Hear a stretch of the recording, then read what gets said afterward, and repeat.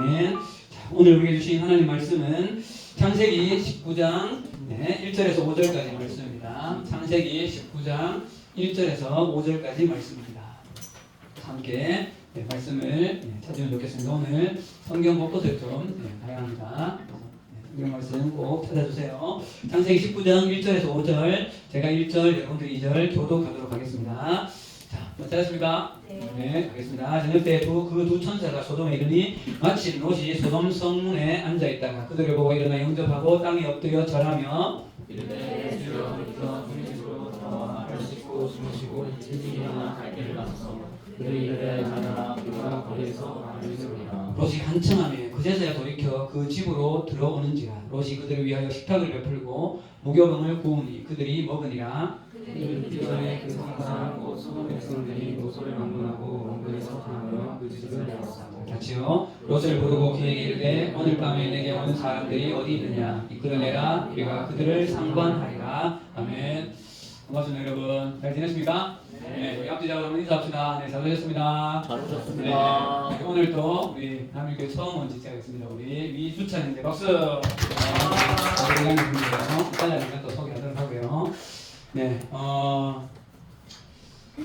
5월 참 좋은 날씨가 참 좋다 맞죠? 예. 여러분들은 지금 자연이 좀 눈에 들어오나요? 네. 네. 나이 든 사람이 대답해. 저도 한 40대가 넘어가니까 비로소 이제 자연의 변화가 눈에 좀 들어오더라고요. 좀 그런 게 좀 있어요. 지금 초록이 얼마나 좋은지 좋은 일들에 여러분들의 삶에도 좋은 일들이 많이 일어나기를 바랍니다. 우리 옆에 사람한테 좋은 일이 많이 있길 바래. 인사하세요. 좋은 일이 많이 있길 바래. 그렇습니다. 자, 우리는 드디어 18장을 마쳤습니다.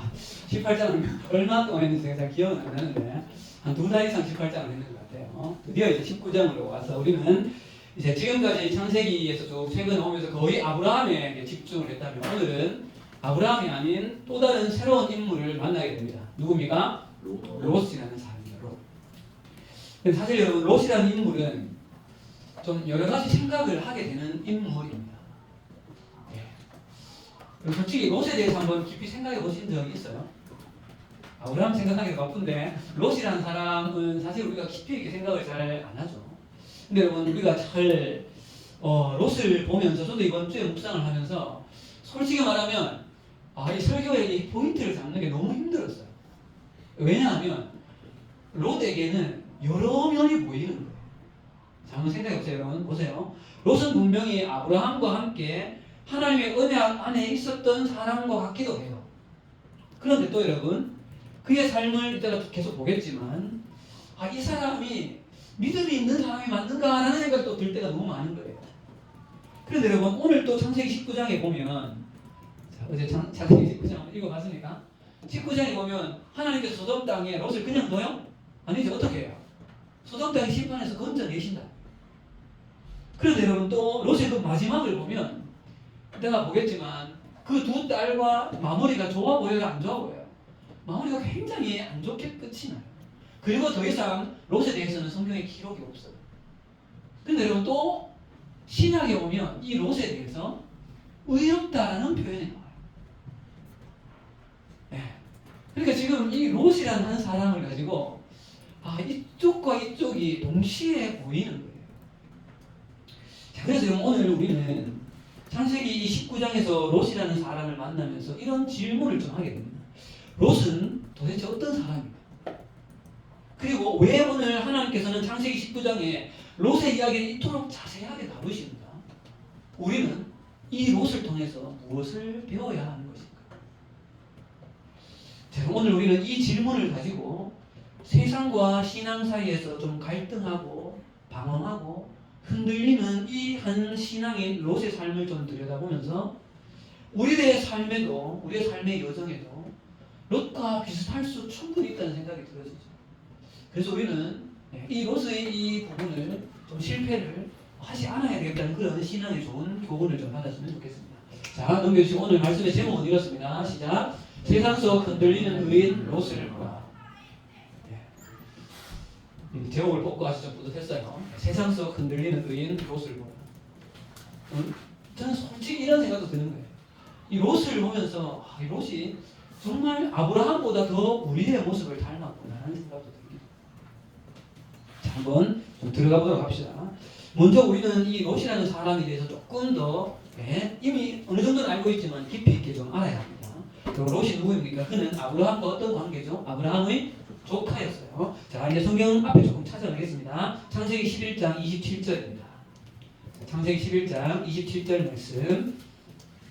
자, 같이 한번 읽어봅시다. 시작. 데라의 족보는 이러하니라. 데라는 아브라함과 나홀과 하란을 낳고 하란은 롯을 낳았으니. 이렇게 되어 있죠. 자, 지금 아브라함의 형제 나홀과 하란이 있고 그 하란의 아들이니까 아브라함과는 조카이죠. 그럼 여기서 아브라함, 나홀, 이 하란의 순서는 아브라함이 장남이라는 의미는 아니라 신학자들은 오히려 하란이 장남이었을 거라고 봐요. 근데 왜 이런 순서였냐? 중요성의 순서로 보기도 한다는 거예요. 참고로 들으시고요. 하나님께서 아브라함을 갈대아 우르에서 보낼 때 롯을 함께 데리고 나오죠. 롯을 또 왜 함께 데리고 나올까요? 롯의 아버지 하란이 일찍 죽어요. 그래서 롯을 데리고 나왔을 가능성이 높다라고 보는 거죠. 자, 어쨌든 여러분 함께 이 롯은 아브라함과 그 갈대아 우르를 떠나왔고 또 땅 이름인 그 하란에 왔을 때도 함께 했고 결국은 가나안 땅까지 함께 와 있잖아요. 그렇죠, 여러분? 자, 그렇다면 여러분 롯은 아브라함과 아마 그 사례 그 아내를 제외하면 가장 가까이에서 아브라함을 보고 아브라함을 통하여서 하나님이 말씀하셨던 것들을 들었을 가능성이 높은 사람이 누구예요? 롯이라는 거예요. 자, 그러면 이 롯은 하나님께서 왜 가나안 땅으로 아브라함을 불러내셨는가? 그리고 하나님께서 아브라함에게 하신 언약은 무엇인가? 하나님은 어떤 분인가? 하나님의 뜻은 뭔가에 대해서 롯이 모를 수가 없다는 거예요.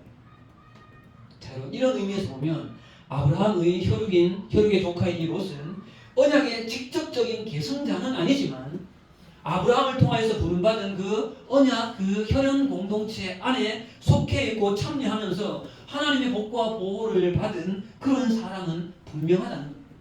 쉽게 말하면 아브라함의 빅텐트 안에 함께 있었던 사람. 맞죠? 자, 그런데 여러분 이 갈대아 우르를 떠난 이후에 긴 여정에서 함께 해오던 이 아브라함과 롯이 어느 순간 서로 독립해야 하는 순간이 찾아옵니다. 왜냐하면 하나님으로부터 복을 받아서 가축들이 너무 많아서 함께 있을 수가 없어서 갈라서게 되었죠.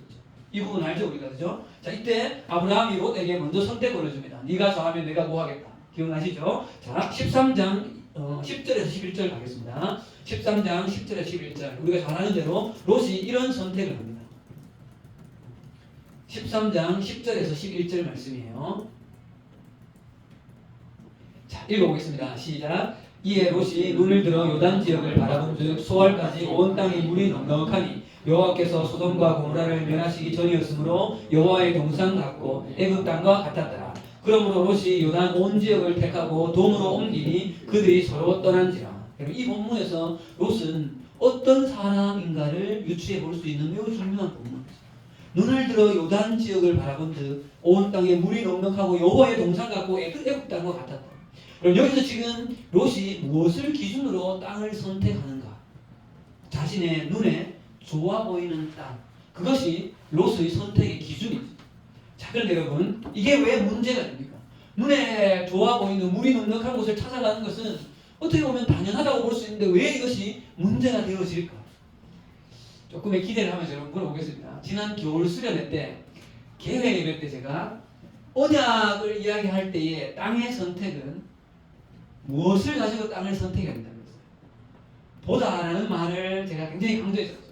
자기의 눈에 좋아 보이는 것이 아니라 누가 보여주시는 곳, 하나님이 보여주시는 곳을 선택해서 가는 것이 이 언약 공동체에서는 핵심이었어요. 그런데 지금 이 롯은 자신의 눈에 좋아 보이는 땅을 선택해서 간다는 거죠. 맞죠? 그럼 여러분 보세요. 롯도 아까 조금 전에 말했던 큰 틀에서 아브라함의 빅텐트, 언약의 그 빅텐트 안에 있었던 사람이라면 이 롯에게도 땅의 선택은 하나님이 보여주시는 땅을 선택해서 가는 것이 맞다는 거죠. 그런데 그는 자기 눈에 좋아 보이는 땅을 선택해서 갔다는 거예요.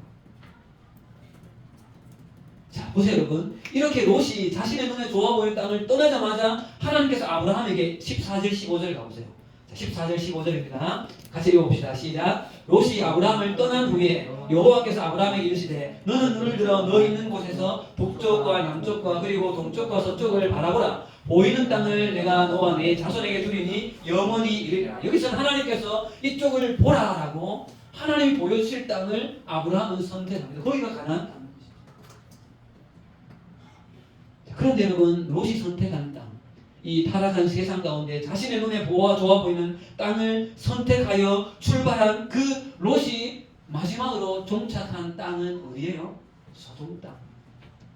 자, 12절입니다. 여러분 다시 조금 올라가서 12절 매우 중요한 표현이 있습니다. 시작. 아브라함은 가나안 땅에 거주하였고 롯은 그 지역의 도시들에 머무르며 그 장막을 옮겨 소돔까지 이르렀다.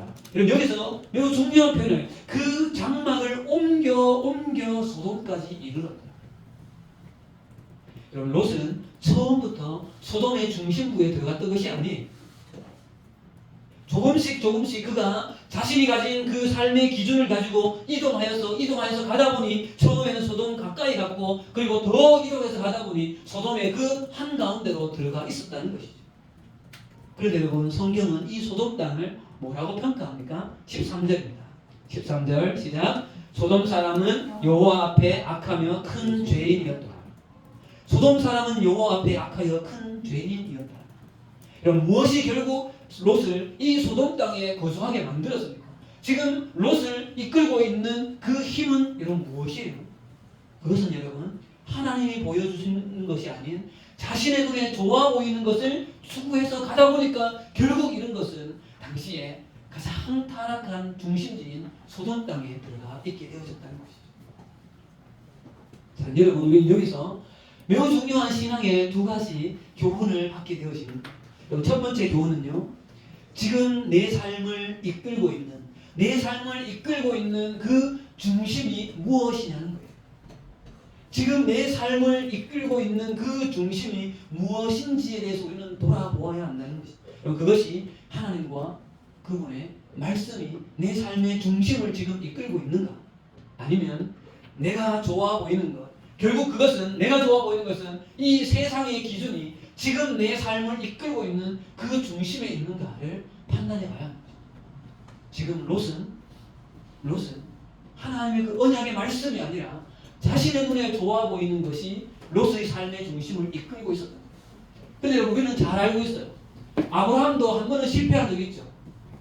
애굽으로 건너갔었어. 그러나 그는 어떻게 했어요? 다시 가나안으로 돌아왔다고요. 그러나 롯은 다시 가나안으로 돌아오지 않은 거예요. 자, 두 번째입니다, 여러분. 두 번째 교훈은 우리의 신앙의 타락은 대부분 갑자기 어느 한순간에 무너지는 것이 아니라는 사실. 조금씩 세상에 가까워지고 조금씩 타협하고 조금씩 안일해지는 그 삶을 살아가다 보면 어느 순간 정신을 번쩍 차리고 돌아보게 되어지면 나의 삶은 소돔이라는 세상 한가운데 깊이 발을 들이고 있는 내 모습을 발견한다는 사실. 그러면 여러분 소돔에서 떠나기는 정말 쉽지 않습니다. 오늘 롯이 결국 소돔을 떠나지 못하고 있는 것처럼 지금 여러분들 조금씩 내가 어딘가 하나님이 기뻐하시지 않는 그 어딘가에 발을 깊이 들여놓고 있는 것이 무엇인지를 여러분 오늘 한번 돌아보십시오. 그것을 과감히 끊지 않으면 그것이 우리의 신앙 전체를 또 우리의 삶 전체에 언젠가는 치명적인 비수가 되어서 돌아온다는 사실. 자, 계속해서 롯을 한번 생각해 봅시다. 이제 조금 더 롯의 여러 모습을 한번 살펴볼 거예요. 자, 그런데 여러분 롯이 소돔 땅에서 어느 정도까지 깊이 들어갔는지를 한번 생각해 보려고 해요.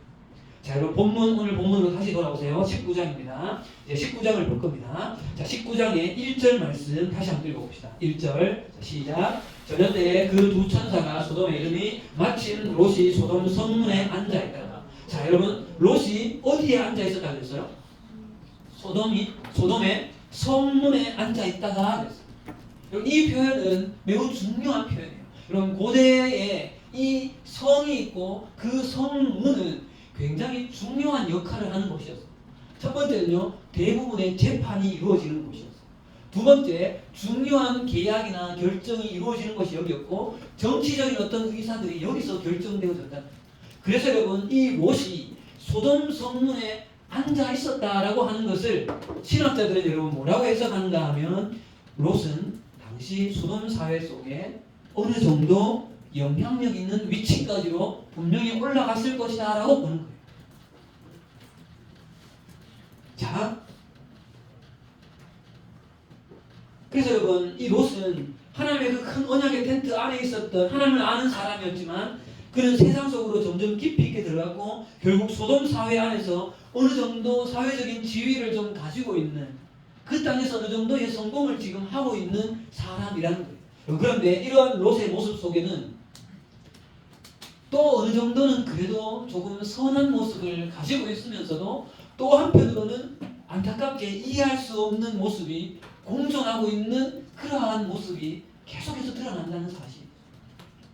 예. 자, 지금부터 그 두 모습을 한번 좀 찾아가 보겠습니다, 여러분. 자, 먼저 그는 자신의 눈에 좋아 보이는 것을 따라 소돔 땅으로 갔으나 그가 선한 모습에 대해서 선해 보이는 모습에 대해서 좀 생각을 해봅시다. 소돔 땅으로 깊이 있게 들어갔으나 소돔 사회 속에 여러분 완전히 젖어들어서 그들의 타락 속으로 완전히 빠져들지는 또 않았다는 사실. 예. 그럼 이것을 어떻게 알 수 있는가? 누누에본 1절 2절에 보면 소돔에 찾아온 두 천사를 자신의 집으로 모셔드리죠. 마치 누구와 비슷해요, 여러분? 아브라함과 비슷해요. 그런데 그들이 선뜻 들어오려고 하지 않아요. 자, 그러자 3절 가봅시다. 3절 읽어봅시다. 3절 시작. 롯이 간청함에 그제서야 돌이켜 그 집으로 들어오는지라. 롯이 그들을 위해 식탁을 베풀고 무교병을 부으니 그들이 먹으니라. 자, 여러분 한번 물어봅시다. 롯이 왜 이렇게 간청까지 했을까요? 간청까지 할 필요는 있을까요? 안 들어오겠다는데. 이들이 어디서 밤을 지새기라고 했어요? 2절 끝에 보면 거리에서 밤을 지새겠다고 했어요. 걱정, 뭐가 걱정되는 거예요? 차가 안 나고 막 찾아주고 있는데 이미 어떻게 될지 뻔하니까. 그렇죠. 롯은 이미 알고 있는 거예요. 이 소돔 사회의 이 밤문화가 어떻든지 알고 있는 거예요. 지금 이들이 이 거리에서 그냥 방황하고 있다 보면 이들에게 어떠한 폭력적인 일들이 일어날 것인지에 대해서 어느 정도 예견을 했다라고 보는 것이 맞다고. 그래서 그들은 이 롯은 그들이 밤을 새게 되어지면 폭력과 굉장한 어떤 그런 아픔에 분명히 노출되어질 것이 분명하기 때문에 이들을 간청해서 우리 집에 들어올 것을 요청했다는 것이죠. 이런 면을 보면 어때요? 롯은 어느 정도 그래도 굉장히 좀 선한 모습이 보이죠. 자, 그리고 여러분, 그리고가 아니라 그런데 놀랍게도 자신의 집으로 들어온 그날 밤에 롯이 생각했던 그 일들이 일어나 버린 거죠. 4절입니다. 4절 5절 읽어봅시다. 4절 5절 갑시다. 그들이 시작. 그들이 눕기 전에 그 성사람 곧 소돔 백성들이 노소를 막론하고 온 들에서 다 모여 그 집을 에워싸고 롯을 부르고 그에게 이르되 오늘 밤에 내게 온 사람들이 어디 있느냐 이끌어내라. 우리가 그들을 상관하리라. 원근각처에서 노소 몇 명이 모였는지 모르지만 최소한 10대 명이 되지 않았을까요? 이들이 와서 그 사람들을 이끌어내라. 우리가 그들과 상관하리라. 여러분 여기서 영어 성경에 보면 We can have sex with them. 성폭력을 할 것이다. 우리가 동성애를 할 것이다 라고 이야기하고 있는 현장이라고 그러죠. 여러분 이것이 소돔이 지금 얼마나 타락한 도시였는가를 알 수 있는 한적인 장면이죠. 그런데 이 상황에서 롯은 또 어느 정도의 선한 모습을 보입니다. 자, 7절입니다. 여러분 7절 가겠습니다. 7절 이르노니 시작. 이르되 청하노니 내 형제들아 이런 악을 행하지 말라. 여러분 롯은 지금 소돔 사람들의 이 행동에 대해서 악이라고 말을 해요. 여러분 이것은 뭐예요? 너희들이 이렇게 하는 것은 이건 잘못된 것이고 악이라고 말하는 것은 적어도 롯 안에는 이 사람들의 이 행위가 죄라는 것으로 여전히 인식되어지고 있다는 사실이에요. 그러나 여러분 소돔 땅은 이 모습을 죄라고 과연 여겼을까?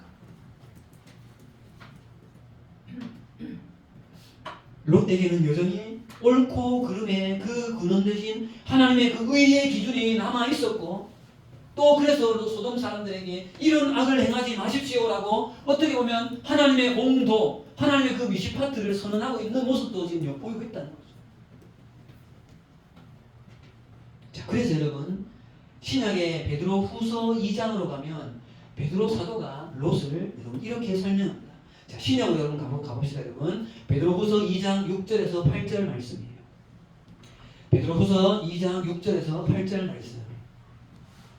자, 한번 읽어봅시다. 여러분 소돔과 이 롯에 대한 말씀이 나옵니다. 베드로후서 2장 6절에서 8절 한 목소리로 한번 읽어보겠습니다. 시작. 소돔과 고모라 성을 멸망하기로 정하여 제가 되게 하사 후세에 경건하지 아니할 자들에게 본을 삼으셨으며 무법한 자들의 음란한 행실로 말미암아 고통당하는 의로운 롯을 건지셨으니 이는 이 의인이 그들 중에 거하여 날마다 저 불법한 행실을 보고 들으므로 그 의로운 심령이 상합니다. 하나님은 베드로 사도를 통해 롯은 소돔의 죄악 속에서 고통당했으며 심령의 의로운 심령이 상합니다. 심령의 깊은 상처를 입은 의로운 롯이라고 설명을 하고 있다. 그럼 여기서 우리가 분명히 한 가지 해야 될 것은 의로운 롯, 의인, 의로운 심령이라고 할 때 이 의롭다라고 하는 것을 어떻게 해석해야 되냐는 거예요. 여러분들은 어때요? 이 지금 우리가 보통 노아에게 의인이다, 뭐 어떤 성경의 한 인물에게 의인이다라고 평가를 할 때 사실 그 사람의 행실을 보면 우리가 그럴 만하게 고개를 끄덕이는 그런 상황이 있을 사람들이죠. 그런데 이 롯이라는 사람의 모습은 이렇게까지 평가를 받을 사람인가라는 생각이 좀 물음표가 들기도 합니다. 이따가 뒤를 보면 더 그래요. 그래서 여러분, 자 넘겨주세요. 우리가 따르는 개혁주의 신학자들이 이 롯의 의롭다는 평가를 뭐라고 보는가 하면요. 자, 읽어봅시다. 시작. 그는 소돔 사람들에 비해 분명 상대적으로 구별된 사람으로서 의로운 사람이었다. 여기서 여러분 의롭다라고 하는 것은 롯이 소돔 사람에 비해서 상대적으로 나았다는 거예요. 그러나 동시에 그는 매우 연약하고 타협적인 의인이었다. 자, 따라서 롯의 의로움은 완전한 성숙함으로서의 의로하기보다는 그의 의는 타락한 환경 속에서도 죄를 죄로 알고 괴로워하는 신앙의 흔적을 가진 의미로서의 의라고 볼 수 있다는 것이다. 자, 그러니까 이 롯이 가지고 있는 이 베드로 후서에서의 의롭다는 평가를 신학자들은 이 정도로 해석을 한다. 자, 그러면 여러분 이제 조금 더 이제는 부정적인 의미를 좀 보려고 합니다, 여러분. 문제는 뭘까요? 문제는 왜 롯이 지금 이런 상황 가운데 놓이게 되어졌을까? 타협. 타협의 그 원인이 조금 더 근본적인 원인이 뭘까요? 저도 뭐 들어가 보니까. 자, 들어간 것은 또 그럴 수도 있어요. 들어갔어요. 근데 들어가 보니까 소돔 땅이 너무 엉망이야. 그럼 어떻게 해? 빨리 나와요. 나와야죠. 근데 문제는 소돔 땅에 계속 머물러 있었다는 거예요. 근목자학이죠.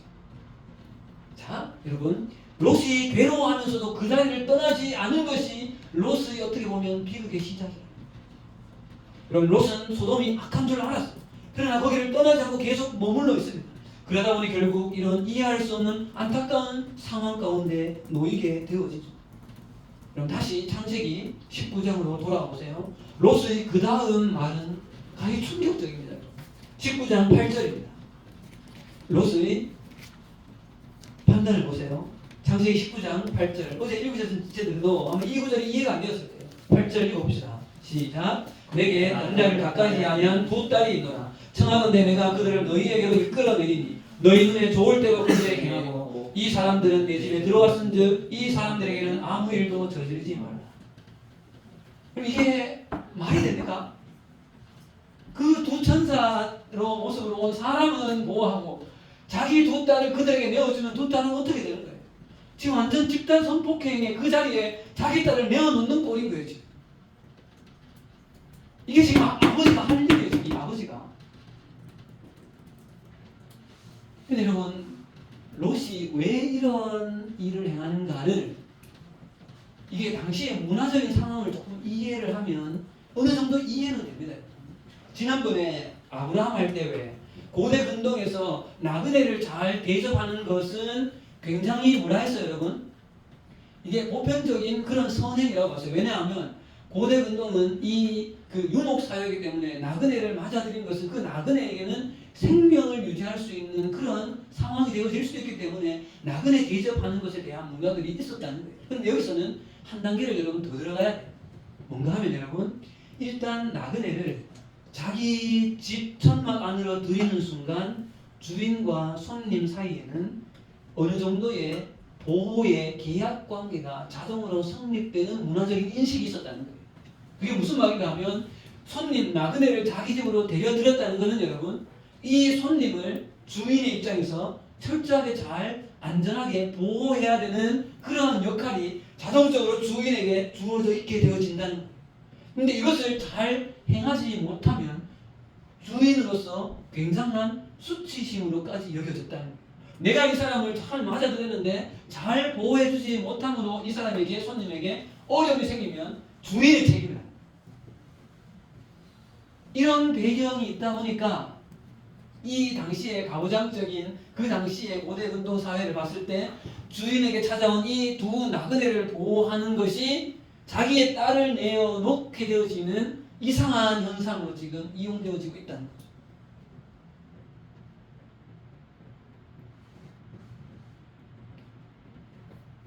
그래서 결국 여러분, 이 롯은 그 어떤 가문의 명예나 보호계약 이해관계 속에 가치를 딸이 아닌 여러분 그 두 손님에게 더 비중을 맞추는 것이죠. 그래서 여러분, 이것은 롯이 자기 딸을 사랑하지 않아서가 아니라 손님을 보호하는 그 의무를 지키기 위한 이 모습이 왜곡되어져서 나타난 이 비극적인 시도라는 거예요. 다행히 이 일은 온 천사로 인하여서 일어나지는 않죠.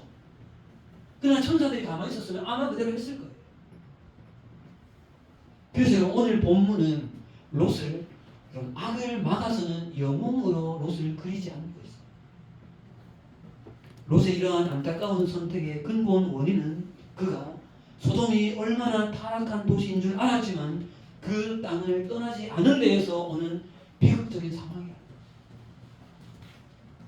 자, 여러분 또 하나의 롯의 흔들리는 잘못된 모습을 보겠습니다. 15절과 16절입니다. 15절, 16절 봅시다. 15절 시작. 동틀 때에 천사가 롯을 재촉하여 이르되 일어나 여기 있는 내 아내와 두 딸을 이끌어내라. 이 성의 죄악 중에 함께 멸망할까 하노라. 그러나 롯이 지체하매 그 사람들이 롯의 손과 그 아내의 손과 두 딸의 손을 잡아 인도하여 성 밖에 두니 여호와께서 그에게 자비를 더하심이었더라. 그리고 지금 심판이 곧 임박했어요. 곧 불과 유황이 떨어지기 직전인데도 16절에 롯이 뭐하면? 롯이 지체했다는 거예요. 자, 롯이 여러분 왜 지체했을까요? 대현님들, 롯이 왜 지체했을까요? 밖에 사람들이 무서워. 밖에 사람들이 무서웠다. 네. 그 의미는 신뢰하지 못해. 밖에 사람들 위해서 오히려 또 해를 당할 수 있으니까. 또 왜 지체했을까? 자산 두고 가기 아까워. 자산을 두고 가는 것이 아까워서. 또 못 믿어. 누구를 못 믿어? 침박 받을 거라는 건 사실 믿을 수가 없어. 실제로 불이 떨어져서 그렇게 되겠지.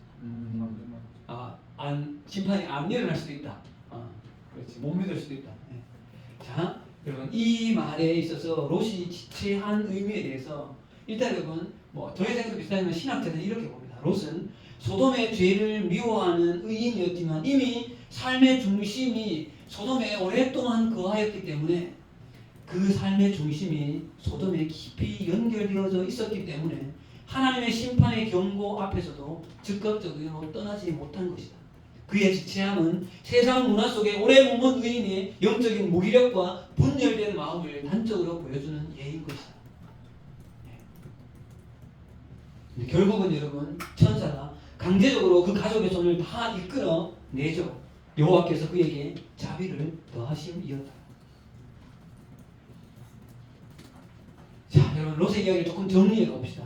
여러분 롯은 아브라함의 조카로서 아브라함의 언약의 배경 속에 있었고 어느 정도 구별된 모습이 있어 의인이나 역임을 받은 모습도 있었지만 그는 세상의 가치에 또 어느 정도 동화되어서 흔들리는 이 신앙을 가진 사람이었어요.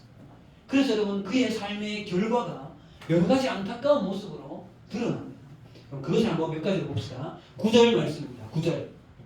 9절입니다. 한번 읽어봅시다. 9절 시작. 그들이 이르되 너는 물러나라. 또 이르되 이자가 들어와서 고요하면서 우리의 법관이 되려 하는도다. 이제 우리가 그들보다 너를 더 헤아리라 하고 롯을 밀치며 가까이 가서 그 문을 부수려고 하는지라.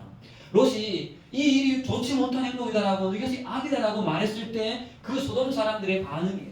롯이 소돔의 이 타락한 사람들이 이 모습이 악을 행하는 것이라고 분명한 선언을 합니다. 이것은 매우 바람직한 행동이죠. 롯은 악과 선의 기준이 되신 하나님의 의를 분명히 말은 했습니다. 근데 문제는 롯의 이 말이 소돔 사람들에게 영향이 있었다 없었다? 영향이 전혀 없었다. 롯은 소돔 사람들에게 하나님의 공의를 드러내려고 했고 그렇게 말을 했지만 그의 말은 전혀 거룩한 파워가 없었다는 거예요. 왜 파워가 없었을까요? 물론 여러분 소돔 사람이 그만큼 악했기 때문이라고 볼 수도 있어요. 그런데 또 한편으로는 우리가 생각할 수 있는 것은 롯이 소돔 사람들과 약간 구별된 사람이었을지는 모르지만 그는 세상 가운데 하나님의 공의를 온전히 드러내는 거룩한 영향력을 가진 온전한 의로운 사람이 되지 못했다는 거죠. 롯은 거룩한 영향력이 없는 맛을 잃은 소금과 비슷한 사람이 되어 있었다는 거죠. 또 한 가지만 이제 보겠습니다. 롯의 이러한 삶은 더 구체적으로 안타까운 결과가 어디에 적나라하게 드러나는가 하면 롯과 가장 가까이 살고 있었던 가족들에게 드러납니다. 첫 번째 여러분 롯의 두 딸과 약혼했던 사위들입니다. 14절 롯이 가서 사위들에게 여기가 멸망할 것이니까 떠나라 했을 때 그 사위들이 뭐로 여겼다 했습니까? 농담으로 여겼다. 그 롯의 말을 농담으로 여겼다는 거예요. 물론 이것이 여러분 이 타락한 사람들의 그 수준으로 볼 수도 있지만 롯이 그만큼 거룩한 파워가 있는 영향력이 있는 사람이었다면 롯의 말을 이렇게 과연 가볍게 여겼을까? 롯은 삶 속에서 하나님의 권위에 대한 거룩한 구별된 능력을 전혀 드러내지 못했습니다. 그리고 또 롯의 아내를 봅시다. 26절입니다. 26절 우리가 잘 아는 대로 롯의 아내는 뒤를 돌아보았으므로 무슨 기둥이 되었다? 소금 기둥이 되었다. 여러분 이 롯의 아내도 천사들로 인해서 뒤를 돌아보지 말라고 분명히 들었음에도 불구하고 롯의 아내는 결국 뒤를 돌아보았죠. 몸은 소돔을 떠나고 있지만 마음은 여전히 소돔에 남아 있었습니다. 이 롯의 아내의 이러한 모습이 되어져 있는 것, 여러분 이것도 롯의 책임과 전혀 또 상관이 없을 거예요. 마지막입니다, 여러분. 롯의 두 딸의 모습은 최악의 결과를 가져옵니다. 여러분 30절이에요. 30절 읽어봅시다. 30절 시작. 롯이 소안에 거주하기를 두려워하여 두 딸과 함께 소안에서 나와 산에 올라가 거주하되 그 두 딸과 함께 굴에 거주하더니 여기서 여러분 30절에 소안에 거주하기를 두려워했다는 것은 아까 태연 형제의 말처럼 그런 의미로 해석할 수도 있어요. 그 사람들로 인해서 또 해를 받을 수 있다는 생각을 한 거죠. 그래서 동굴에 가서 살아요. 그런데 결국 두 딸은 소안에도 정착하지 못하고 굴에 가서 살게 되는 신체가 되는데 더 심각한 문제가 벌어지죠. 31절 32절 시작. 큰 딸이 작은 딸에게 이르되 우리 아버지는 늙었으므로 온 세상의 도리를 따라 우리의 베풀 사람이 이 땅에 없으니 우리가 우리 아버지에게 술을 마시게 하고 동침하여 우리 아버지로 말미암아 후손을 이어가자. 정말 또 한 번의 충격적인 장면이 나오지 않나요? 큰 딸이 먼저 우리가 아버지와 근친 상간을 하자. 그러니까 작은 딸도 거기에 동조합니다. 이렇게 태어난 아들들이 모압과 암몬의 조상이 되어진다. 그럼 모압과 암몬은 어떤 나라들이 되어져요? 후일에 하나님의 거룩한 공동체 이스라엘을 끊임없이 범죄하게 만들고 끊임없이 타락하게 만드는 그러한 통로로 사용되어진 민족이 모압과 암몬이었다는 사실. 그리고 여러분 이렇게 자기 딸과 근친 상간을 두 번 한 이후로 롯에 대한 기록은 성경의 창세기에 더 이상 등장하지 않고 롯은 역사의 뒤안길로 그냥 사라집니다. 자, 여러분 말씀을 마치겠습니다. 자, 여러분 우리 너블교회 다음 세대 여러분 오늘 세상에서 흔들리며 안타까운 결과를 가져온 이 롯의 모습을 여러분 보면서 어떤 생각이 롯은 하나님의 그 아브라함의 언약의 큰 텐트 안에 속하여 있었던 사람이지만 또 한 발은 깊이 세상에 발을 들여놓고 있었어. 그는 의로운 사람이라고 어떻게 보면 쉽게 말해서 구원을 받은 사람으로 있었는지는 모르지만 그의 삶에서 신앙적인 거룩한 삶의 열매는 전혀 찾아볼 수 없는 안타까운 결말을 맺는, 그래서 대표적으로 부끄러운 구원을 받는 그러한 사람의 대명사가 되어져 있는 거죠. 오늘 말씀은 몇 가지 질문을 던지면서 좀 마무리하겠습니다. 자, 여러분을 이끌고 있는 지금 삶의 기준은 여러분 무엇입니까? 무엇을 기준으로 여러분의 인생의 길을 판단하며 한 걸음 한 걸음 가고 있습니까?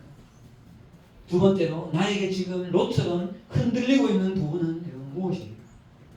내가 계속 타협하고 붙들고 놓지 못하고 있는 나의 소돔 땅은 여러분 무엇입니까? 그리고 하나님께서 떠나라고 말씀하시는, 그러나 내가 계속 지체하며 붙들고 있는 것은 여러분 무엇일까요? 우리도 이 롯처럼 되지 않고 이 세상 소돔 땅과 약속의 땅, 이 가나안 땅 사이에서 흔들리는 우리가 되지 않고 언약의 말씀을 온전히 붙잡고 거하는 우리 모두가 되어지기를 간절히 기도합니다. 기도하겠습니다. 하나님 아버지, 은혜를 감사합니다. 오늘 하나님의 그 아브라함 언약 가운데 하나님께서 함께 부르셨던 그 롯이 어떠한 삶의 여정을 밟아가고 그의 결과가 어떻게 되어지는지를 하나님 바라보며, 하나님 이미 우리도 구원을 받은 자로 구원받은 우리의 삶이 하나님 때로는 롯처럼 이 세상 속에서 좌충우돌 흔들리는 우리의 모습도 하나님 볼 때가 있습니다. 그러나 하나님, 믿음은 흔들릴 수 있으나 다시 돌이키는 것이 하나님 믿음입니다. 하나님, 우리의 삶에 하나님께로 소돔 땅에 거하게 될지라도 이것이 잘못되었구나라고 판단해서 다시 일어나 돌이킬 수 있는 우리의 삶이 되어져서 하나님, 롯의 결말이 아니라 아브라함처럼 믿음의 그 계보 안에 신실한 삶을 살아가는 우리들이 되어질 수 있도록 인도하여 주시옵소서. 감사합니다. 예수님 이름으로 기도합니다. 아멘. 오늘